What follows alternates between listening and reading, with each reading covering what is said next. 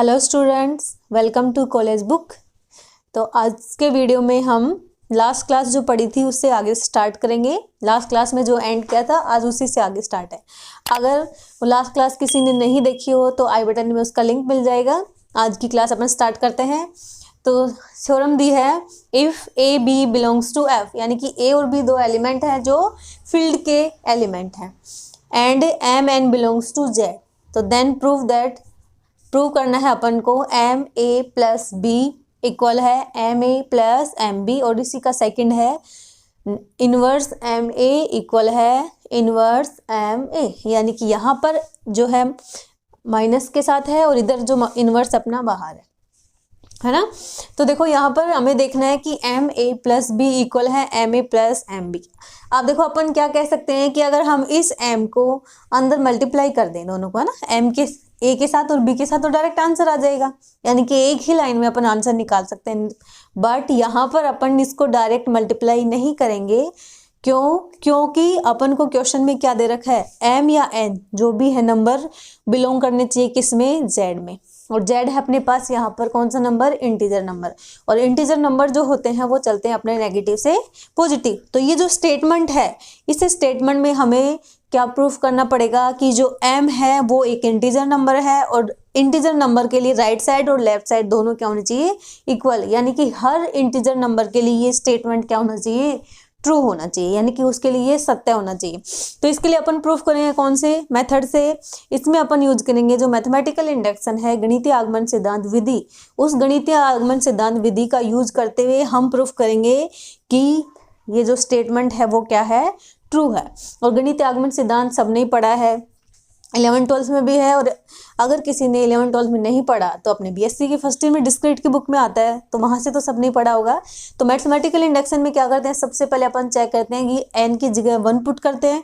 1 के लिए अगर स्टेटमेंट ट्रू होता है तो फिर हम अज्यूम करके चलते हैं कि एन बराबर एम के लिए भी ट्रू है। फिर थर्ड स्टेप में उसमें करते हैं कि एन बराबर m प्लस 1 के लिए स्टेटमेंट ट्रू है। अगर m प्लस 1 के लिए स्टेटमेंट ट्रू है तो फिर n के लिए तो जो हम अज्यूम किए थे उसके लिए भी क्या हो जाएगा, ट्रू हो जाएगा। तो उसी मेथड का यूज करेंगे, इनको हम इस स्टेटमेंट को अपन, या ये जो रिजल्ट है अपने पास, इस रिजल्ट को प्रूफ करेंगे। ऐसा क्यों कर रहे हैं, ऐसा इसलिए कर रहे हैं क्योंकि यहाँ पर m और n की वैल्यू जो है किस में बिलोंग करा दी, z में। अगर ये नहीं होता अपने पास यहाँ पर तो सीधा इसको अपन कैसे सोल्व कर सकते थे, सीधा m को मल्टीप्लाई करते a से और b से, आंसर आ जाता, एक लाइन में आंसर क्लियर। बट ये होने की वजह से हमें मैथमेटिकल इंडक्शन का यूज करना पड़ेगा। अब देखो इसको प्रूफ करेंगे अपन, तो क्या आ जाएगा, जो परिणाम है अपने पास, परिणाम को प्रूफ करने के लिए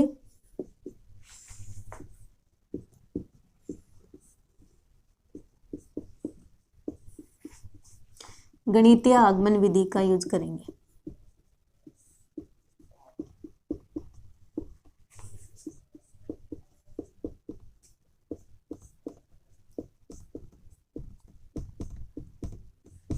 यानी कि मैथमेटिकल इंडक्शन जो मेथड है अपने पास, उस मैथमेटिकल इंडक्शन मेथड का अपन यहाँ पे यूज करते हैं।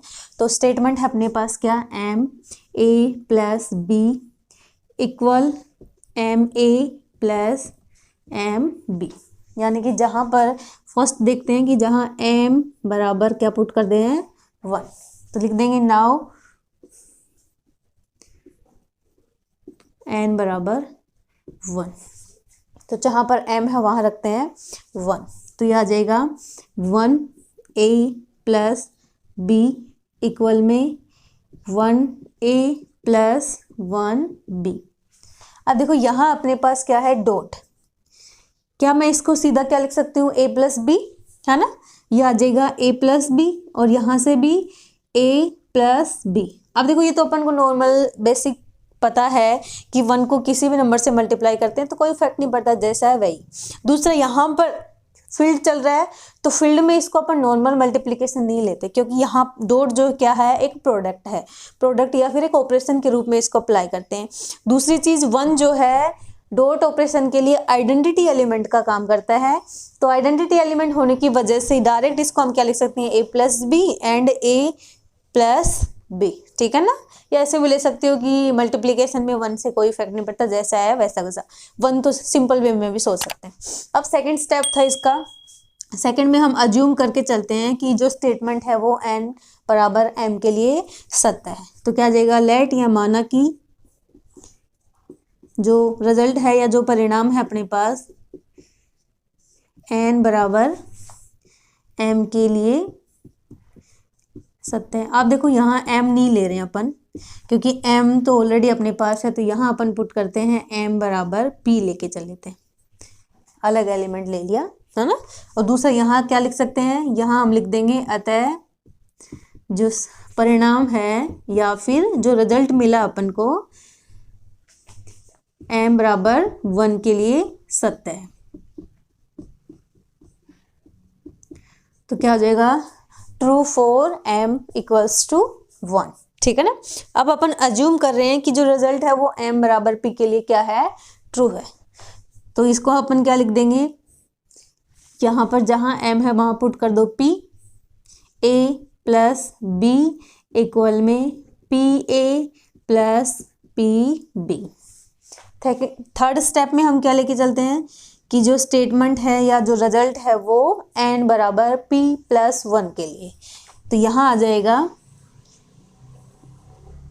परिणाम m बराबर p प्लस 1 के लिए।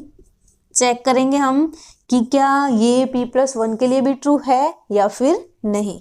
तो जहाँ पर अपने पास m है वहाँ पुट कर दो p plus 1 a plus b। अब इसको अगर अपन सोल्व करते हैं, देखो तो जब इसको सोल्व करेंगे तो ये आ जाएगा अपने पास, या इधर कर लो p plus 1 a plus p plus 1 b। अब इसको अपन सोल्व करते हैं तो देखो ये हो जाएगा p a plus a plus p b plus b। यहाँ से इसको चेंज करके लिखेंगे तो ये हो जाएगा a plus P A plus P B plus B. अब मैंने क्या किया, यहाँ पर हमने क्या किया, ऑर्डर चेंज कर दिया, क्योंकि देखो p इसके साथ और एक p यहाँ पे भी है, तो दोनों को सीधा नहीं लिख सकते, ऑर्डर चेंज करना पड़ेगा। तो ऑर्डर चेंज करने से हमने कम्यूटेटिव प्रॉपर्टी जो होती है ना, उससे इसका ऑर्डर क्रम विनिमय से ऑर्डर चेंज कर दिया। तो ये हो जाएगा a प्लस, यहाँ आ जाएगा P A plus P B plus B, है ना। अब देखो a प्लस, दोनों में से कॉमन कितना आ रहा है, p कॉमन है तो p को बाहर लेते हैं, तो यहाँ से p a plus b plus में b आ गया, साथ में ये टर्म चल रही है अपने पास। अब देखो इक्वल में इधर है p plus 1 a plus b, equal में आ गया a plus p a plus b plus का b। अब हमें लेके आना है a और b को, तो फिर से इसका ऑर्डर चेंज करेंगे।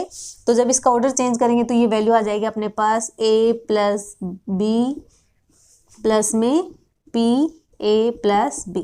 अब देखो दोनों में से कॉमन है, a प्लस b कॉमन आ रहा है, तो यहाँ से a प्लस b को कॉमन लेंगे तो इधर बच जाएगा 1 प्लस p और a प्लस b। अब अंदर वाले का फिर से ऑर्डर चेंज करेंगे तो हो जाएगा p plus 1 and a plus b, और इधर भी अपने पास था p plus 1 a plus b। तो दोनों साइड यानी कि यहाँ से देखो राइट और लेफ्ट साइड दोनों क्या आ गई, इक्वल, यानी कि LHS बराबर है किसके, LHS के। तो हम क्या कह सकते हैं, जो स्टेटमेंट है वो सत्य है किसके लिए, p प्लस 1 के लिए भी। तो परिणाम जो है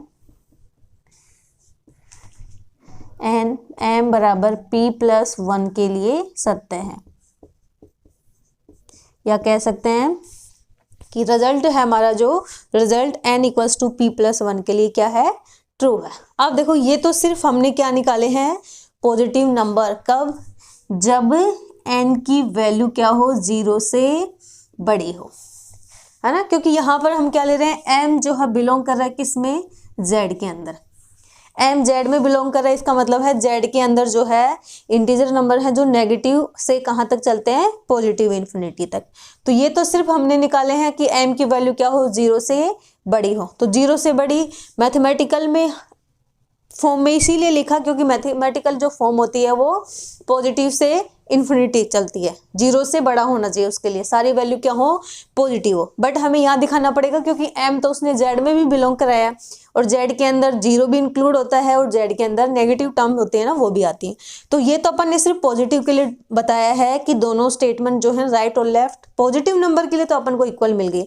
अब अपन को दिखाना पड़ेगा कि जो स्टेटमेंट है या फिर जो m की जो भी वैल्यू है वो 0 के लिए भी ट्रू होनी चाहिए और m की वैल्यू जो है वो नेगेटिव टर्म के लिए भी ट्रू होनी चाहिए। तो इसका एक बार स्क्रीनशॉट ले लो आप। अब अपन चेक करते हैं कि अगर m की वैल्यू क्या हो, 0 हो तो क्या स्टेटमेंट ट्रू होगा। दूसरा अगर अपन देखेंगे कि अगर m की वैल्यू क्या हो, नेगेटिव में हो तो भी क्या स्टेटमेंट ट्रू होगा।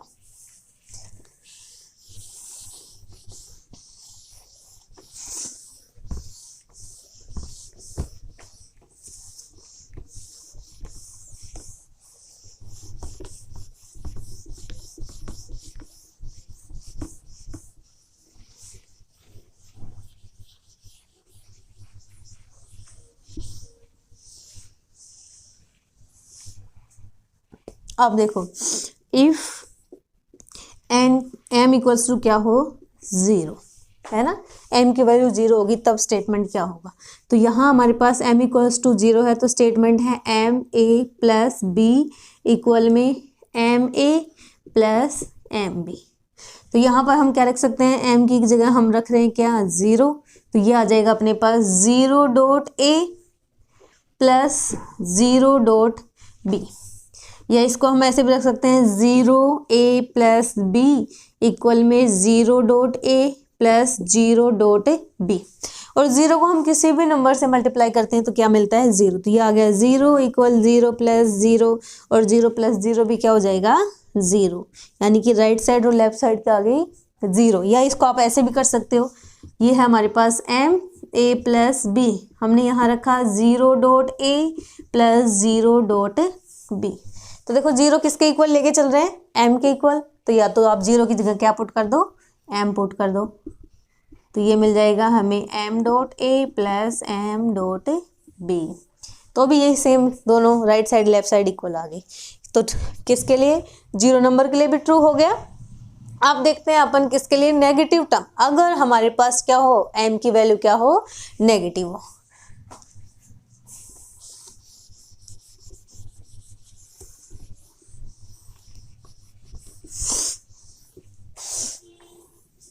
तो if m less than equals to 0, तो यहाँ पर हम मान लेते हैं कि m बराबर है किसके, माइनस n के, जहाँ पर n क्या है, बिलोंग्स टू n, यानी कि n की वैल्यू जो है क्या होनी चाहिए, नेचुरल नंबर होनी चाहिए, प्राकृत संख्या ही होनी चाहिए।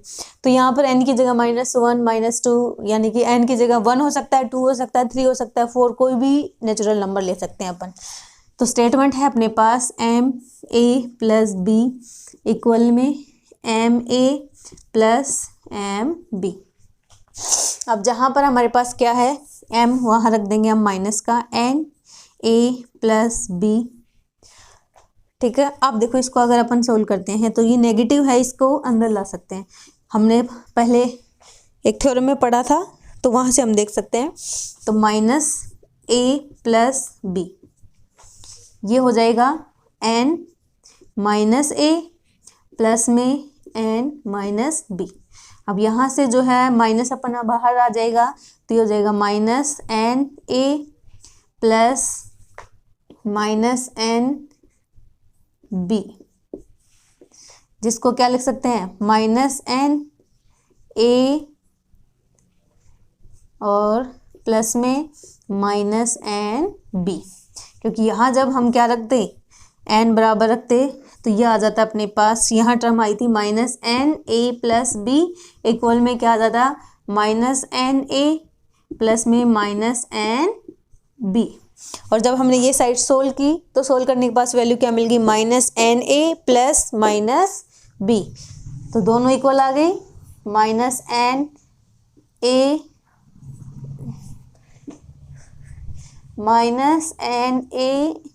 Plus minus N B. तो यहाँ से हम क्या लिख सकते हैं, LHS बराबर RHS। तो हमने क्या कहा कि n जो है क्या आ गया, m belongs to z। m belongs to z के लिए जो स्टेटमेंट है वो क्या प्रूफ कर दिया, ट्रू है कि दोनों राइट साइड और लेफ्ट साइड क्या हो जाएंगी, इक्वल। तो यह आ जाएगा m a plus b equal हो जाएगा किसके, m a plus m b के। तो समझ में आया इतना बड़ा हमने क्यों किया, वरना तो एक स्टेप में भी आंसर आ सकता था, डायरेक्ट m से मल्टीप्लाई करते। बट यहाँ हमें क्वेश्चन में गिवन था कि m और n जो है या तो m हो या n, दोनों किस में बिलोंग कर रहे हैं, z में। तो z में हमें सभी नंबर्स होते हैं नेगेटिव से पॉजिटिव, तो नेगेटिव से पॉजिटिव इसको ट्रू दिखाने के लिए हमें मैथमेटिकल भी लगाना पड़ा और ये स्टेप भी करनी पड़ी। अब ये वाला जो है अपन नेक्स्ट आने वाली क्लास में पढ़ेंगे और साथ में इसकी कुछ सोर्स थ्योरम भी देखेंगे। वीडियो अगर आपको अच्छा लगा हो तो वीडियो को लाइक एंड शेयर कर देना और चैनल को सब्सक्राइब करना। Thank you for watching.